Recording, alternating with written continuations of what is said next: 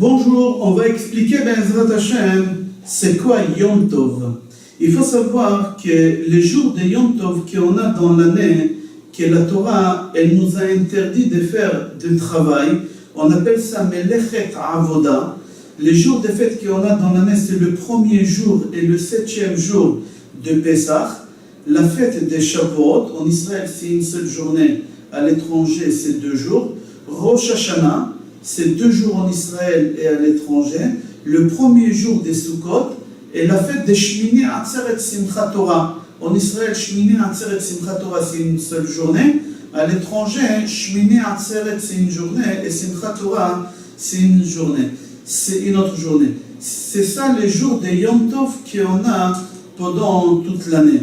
La Torah, on a dit, elle nous a interdit de faire Melechet Avoda. C'est marqué dans Shemot, Perek Yud-Bet, Pasuk Tetzain.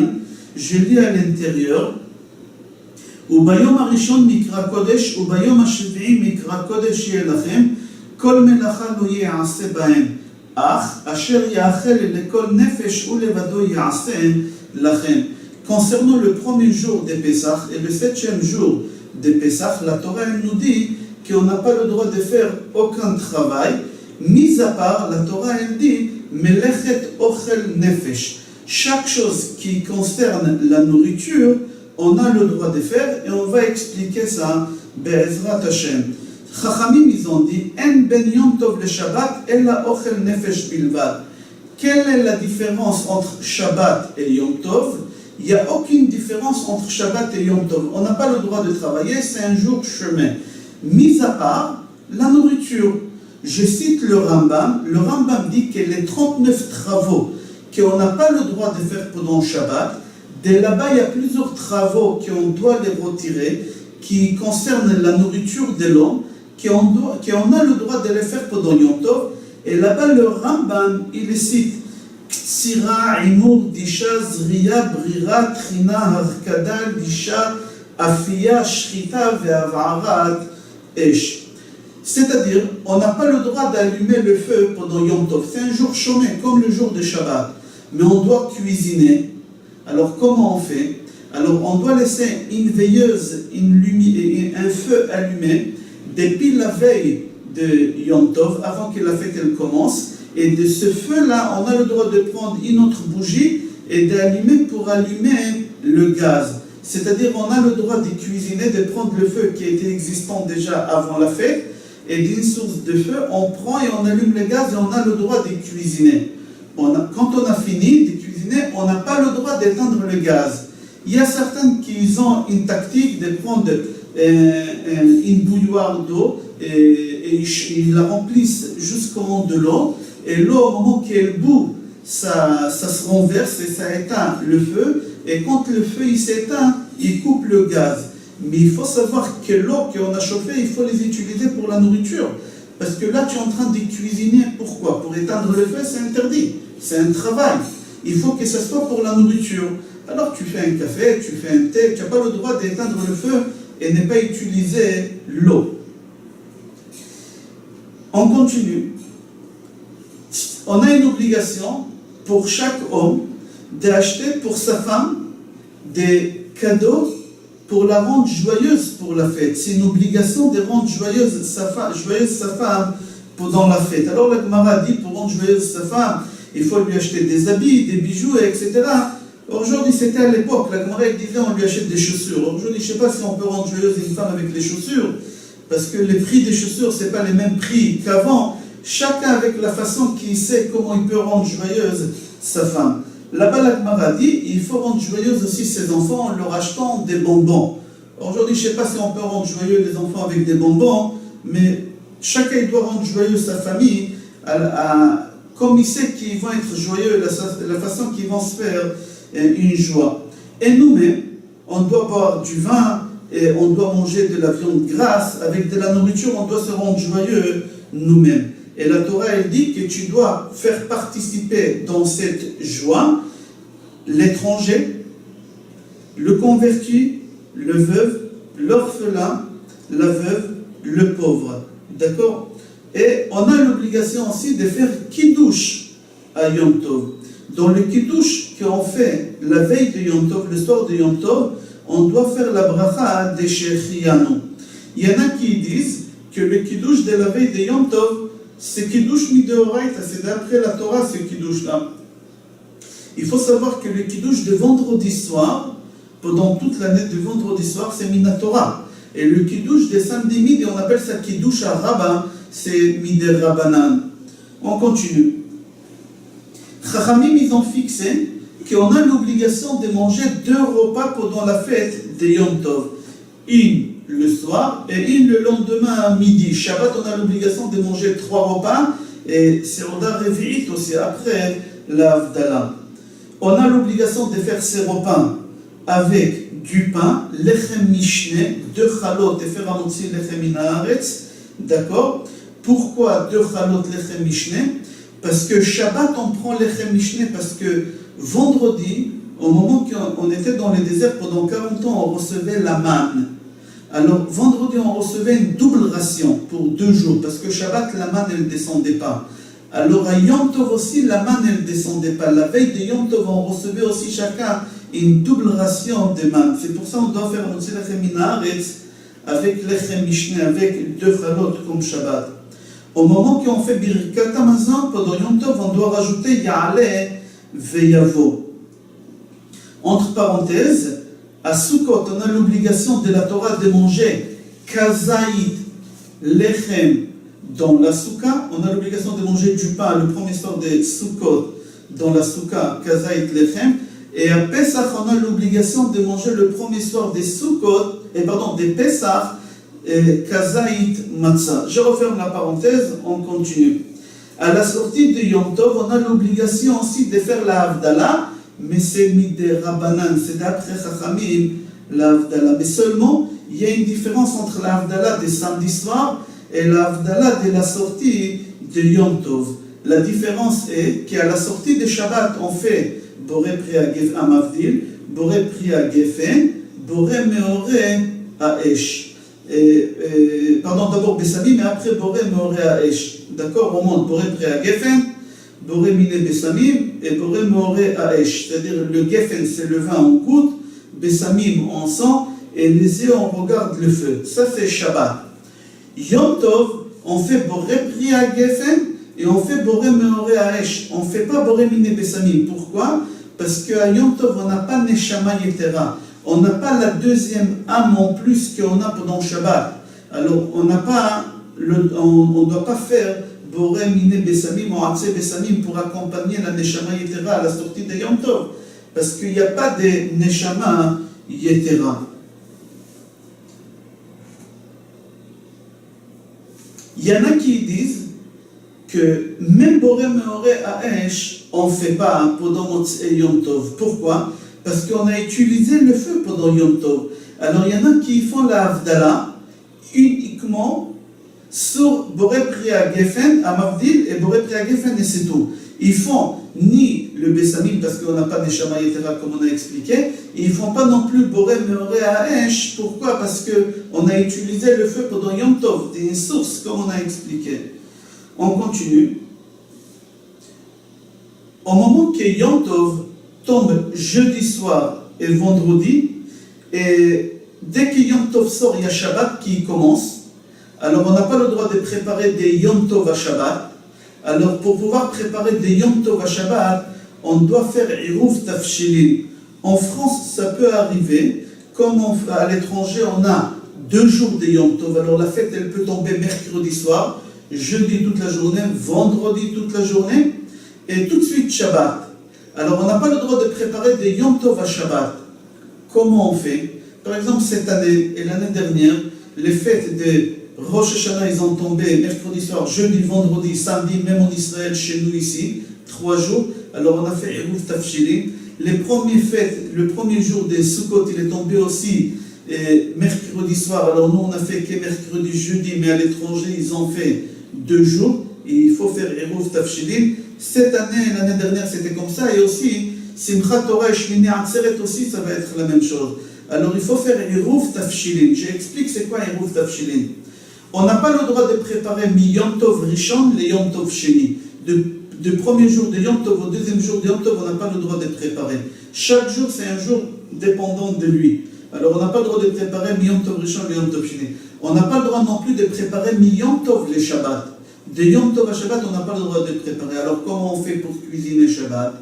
Alors, on fait Eruv Tafshilin. Avant Yom Tov, on doit prendre un aliment, d'accord, qui est cuit déjà, avec un mezonot ou avec un amotzi. On prend ces deux aliments-là, c'est-à-dire amotzi ou mezonot, avec l'œuf dur ou une boîte du temps. Nous, on a l'habitude de prendre une boîte de conserve parce que ça se conserve beaucoup mieux.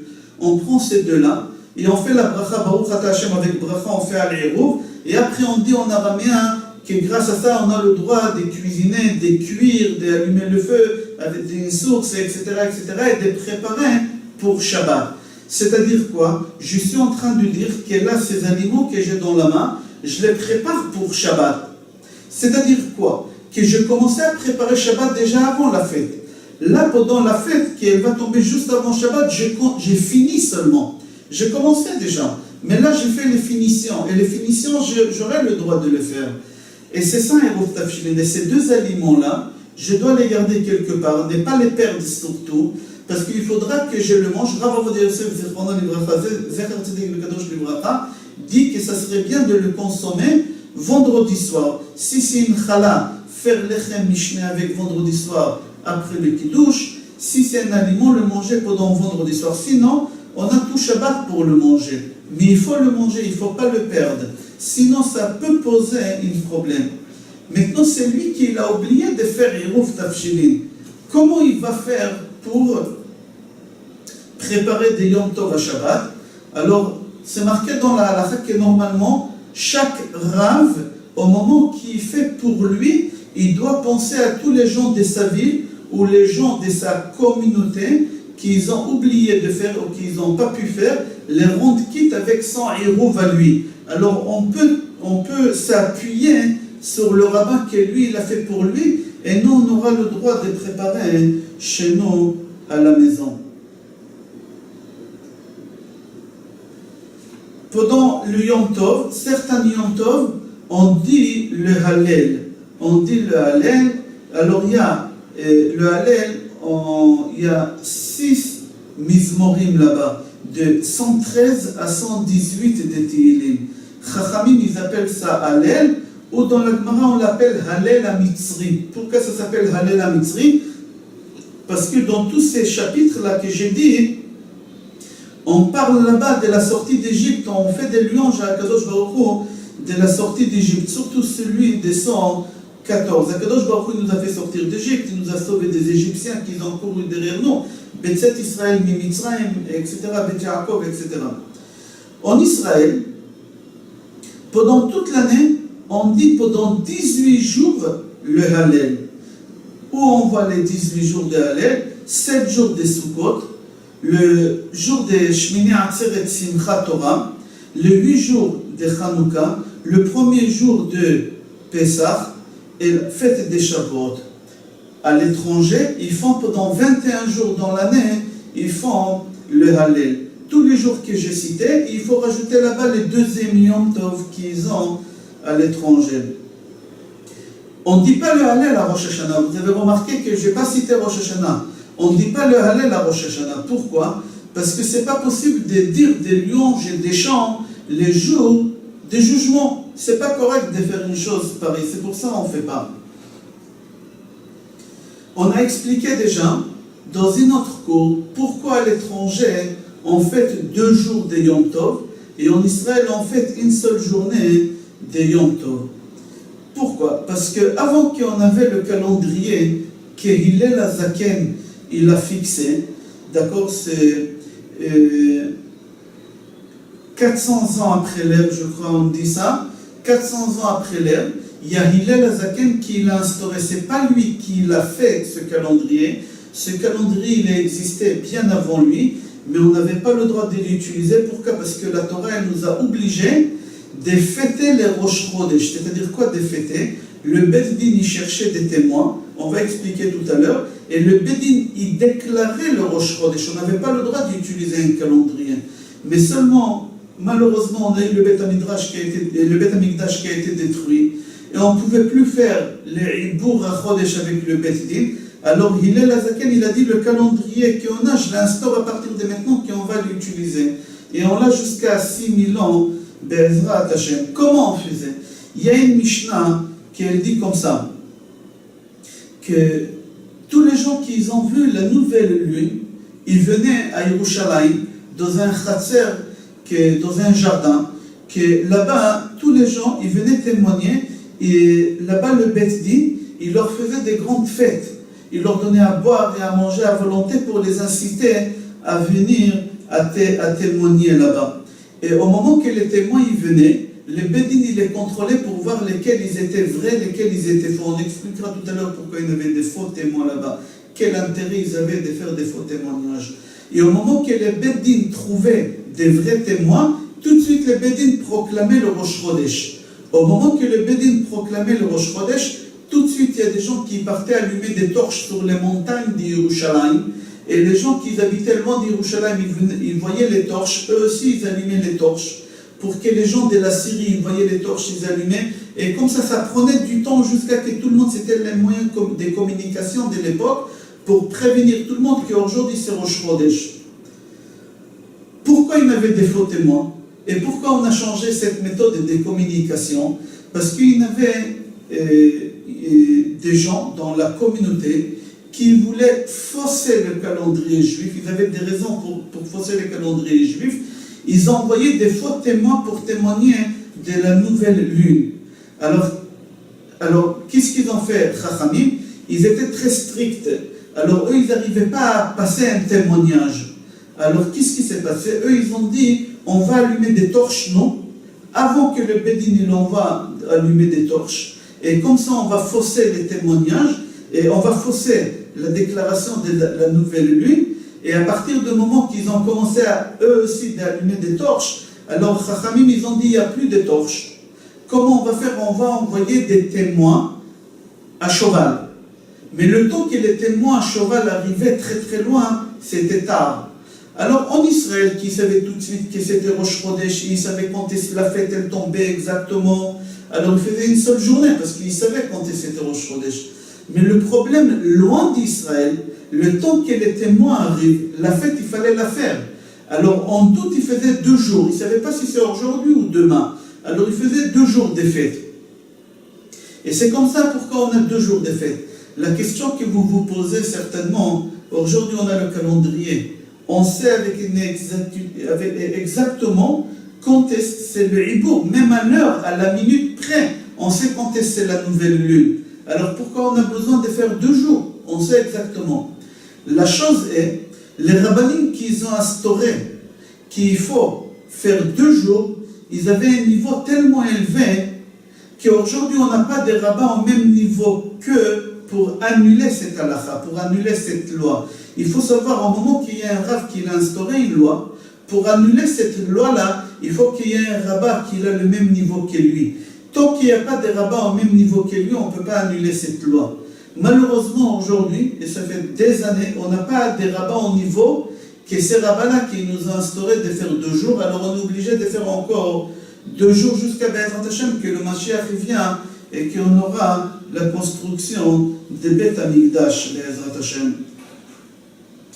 Un touriste qui vient en Israël pour passer les fêtes, il a l'obligation de faire 2 jours, comme s'il est à l'étranger.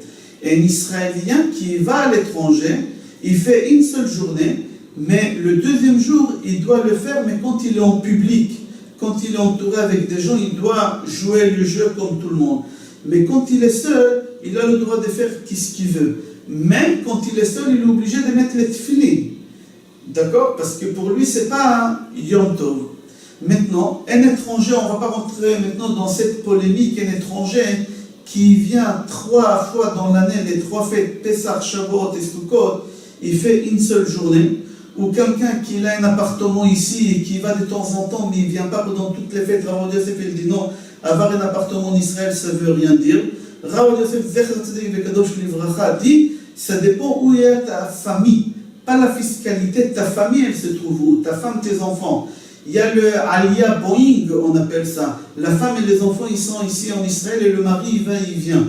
là il est considéré comme s'il habite ici, il fait une seule journée, il ne fait pas 2 jours, même s'il voyage très souvent. Mais chacun il doit demander le Rav de sa communauté. Je sais chez les Chabad ils font une seule journée, mais chacun il doit faire d'après ce que son Rav dit.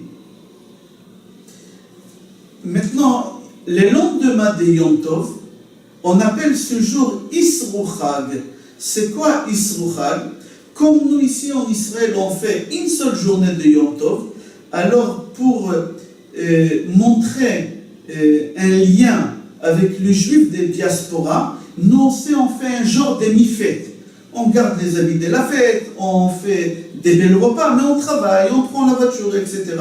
On appelle ça Isru Chag. On a le droit de travailler, on a le droit de faire tout ce qu'on veut, mais seulement il y a des gens qui sont très mahmirim de ne rien faire pendant les jours de Isru Chag. Je vous souhaite Be'ezrat Hashem Chag Sameach, Besorot Tovot, Yeshuot V'Nechamot et Kol Tov.